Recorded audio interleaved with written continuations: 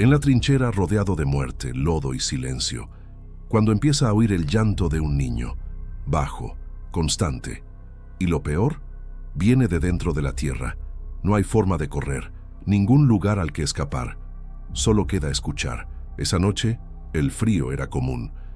Pero algo bastante inusual sucedió cuando el viento pasó con tanta fuerza en la trinchera y trajo consigo un sonido que ninguno de nosotros esperaba escuchar. No fue un bombardeo, ni siquiera disparos. Era el llanto de un niño, débil, entrecortado, como si estuviera bajo tierra. En ese momento, todos se quedaron quietos. Miré al soldado Miller, que también había escuchado. No intercambiamos una palabra, pero nuestros ojos lo decían todo. No había niños allí, solo hombres adultos, sucios, exhaustos, cada uno luchando por mantener la cordura. Y aún así, el sonido continuó. Parecía más cerca por minuto. Era imposible ignorarlo. Algunos intentaron reírse, diciendo que era eco o viento, pero no fue así.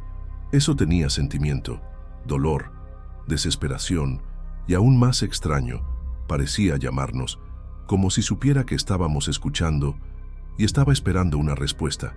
Al día siguiente, mientras la mayoría fingía que no había pasado nada, Miller y yo regresamos al tramo de trinchera de donde parecía provenir el sonido. Había un antiguo pasaje, un túnel estrecho que había sido cerrado meses antes, después de un deslizamiento de tierra. Nadie entró allí. Dijeron que el lugar era demasiado inestable, pero mientras mirábamos la entrada cubierta de barro seco, el sonido regresó. Era como si alguien estuviera murmurando entre los escombros, solo que esta vez no fue solo llorar. Era una voz infantil, repitiendo la palabra madre de forma espaciada, como pidiendo ayuda o tratando de llamar la atención. La trinchera en ese momento pareció contener la respiración con nosotros. Nos quedamos inmóviles, escuchando, y cuanto más continuaba el sonido, más claro se volvía. No era un animal ni un viento, era humano. Y la sensación era que venía de un lugar donde no debería haber ningún niño, y ningún hombre debería entrar. Esa noche, Miller no pudo soportarlo.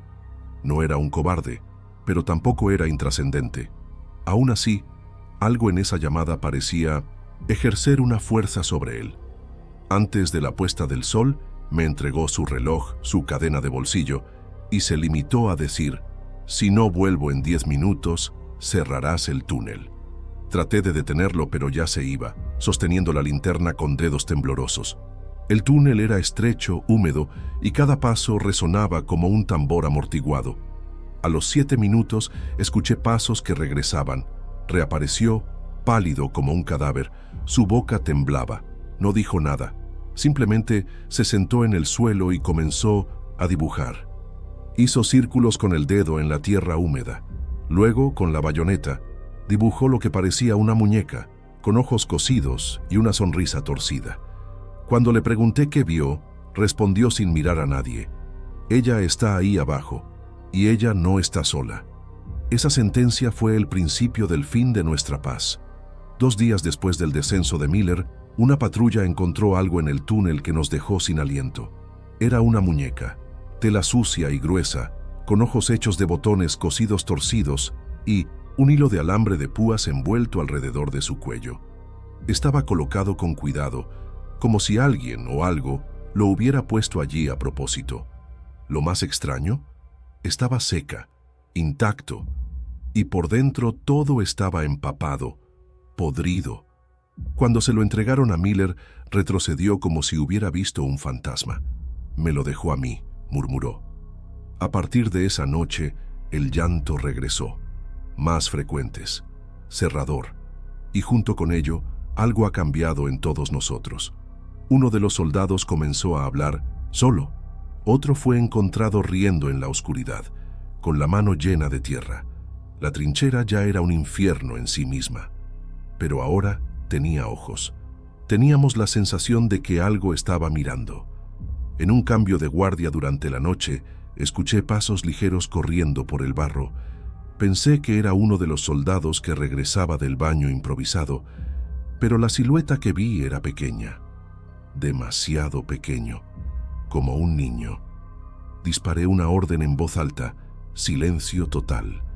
La figura siguió, corriendo, esquivando los sacos de arena, hasta que desapareció en la niebla. Corrí tras él, y cuando llegué al punto en el que se suponía que debía encontrarlo, solo había huellas. Pequeño, ligero, yendo y viniendo. Pero no cuerpo. No hay sonido. No hay señales de nadie allí. Cuando regresé, los hombres estaban reunidos. Uno de ellos, Jenkins, estaba temblando. Dijo que mientras dormía sintió dedos delgados tocando su frente, como una mano infantil. La trinchera, cada vez más, se parecía, menos a un campo de batalla, y otro limbo entre lo real y lo imaginario. O tal vez, entre los vivos y el que nunca tuvo nombre. Una noche, mientras registraba los turnos, noté que el llanto había cambiado. Ya no estaba lejos, estaba sofocante, como si alguien estuviera tratando de gritar debajo del piso. Miller se negó a dormir. Se sentaba con los ojos fijos en la entrada del túnel cerrado y murmuraba: «Ella va a subir, ella viene». Pensé que era un delirio, hasta que lo escuché yo mismo.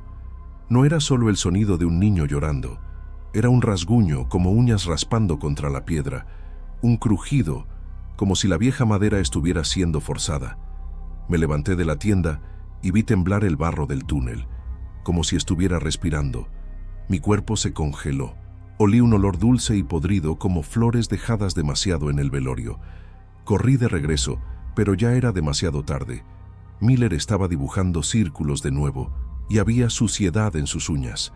Cuando le pregunté qué estaba haciendo, simplemente susurró: «Ella me llama».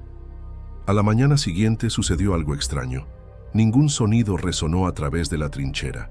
Sin voz. No hay disparos desde lejos, sin comandos, ni siquiera el viento.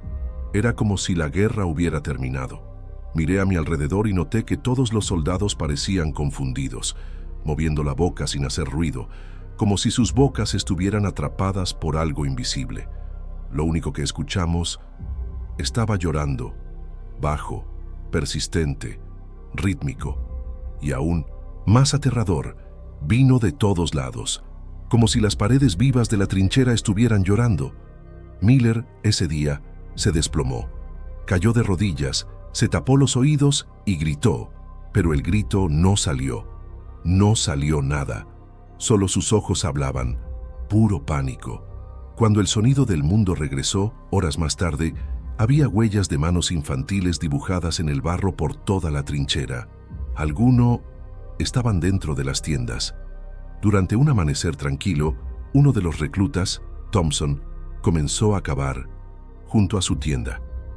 Dijo que necesitaba dejar llorar a la niña, como si estuviera seguro de que estaba atrapada allí. Pensé que era más un ataque de estrés, pero cuando intentamos detenerlo, gritó: «Ella me está mirando». Todos nos retiramos, y luego vimos. Por un segundo, menos que eso, vimos una cara formándose en el barro, pequeño, con los ojos hundidos y la boca entreabierta. Pero no parecía humano. Los golpes estaban mal, como si alguien hubiera intentado imitar a un niño y falló. La tierra parecía palpitar como si respirara. Thompson se desmayó. Cuando se despertó no recordaba nada, pero continuó llorando suavemente, como ese niño. Después de eso, ninguno de nosotros durmió en paz. Todos sentimos que había algo vivo en esa trinchera, y no era un soldado. En la penúltima noche antes de que nos transfirieran a otro frente, soñé que estaba tirado en la trinchera, pero no podía moverme.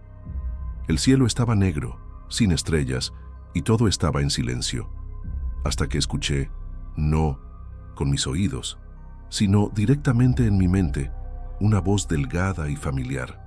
Era la misma voz que lloraba, pero ahora ella habló. «Me escuchaste, ahora me perteneces». Me desperté jadeando, con el sabor de la sangre en la boca. Y lo más inquietante, la palabra madre había sido escrita en carboncillo en mi uniforme, a la altura del pecho. Ninguno de los soldados se hizo cargo. Miller dijo que tuvo el mismo sueño. También Thompson. Eso no fue una coincidencia. Cuando llegó el convoy para llevarnos, muchos se negaron a hablar de lo sucedido, Pero una cosa era cierta. Salimos de esa trinchera, pero algo de ella no nos abandonó. Ella tomó una parte de cada uno. Hay cosas que no están en el pasado. Hay trincheras que todavía están abiertas, no en el suelo, sino en la memoria.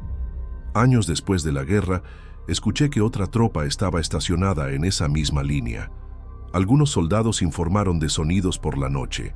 Otros dijeron que vieron pequeñas huellas que aparecían de la nada. Un comandante, según los rumores, pidió que lo sacaran después de escuchar una voz infantil susurrando dentro de su tienda. La zanja fue sellada por deslizamientos de tierra, pero dicen que todavía se puede escuchar el llanto en las noches frías. Nunca volví a ver a Miller. Thompson se quitó la vida meses después de la remoción. Yo nunca volví a dormir en la oscuridad. Cada vez que cierro los ojos, escucho: «Me escuchaste, ahora me perteneces». ¿Qué pasaría si, en medio de la guerra, la voz más peligrosa no viniera de un enemigo, sino del grito insistente de una niña que nunca existió?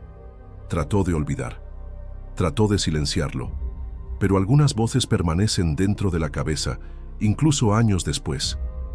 Esta historia no se trata solo de trincheras. Se trata de lo que la guerra entierra y lo que deja pulsando bajo la tierra. Si esto te hizo pensar, comenta lo que habrías hecho en su lugar, deja tu like y suscríbete al canal.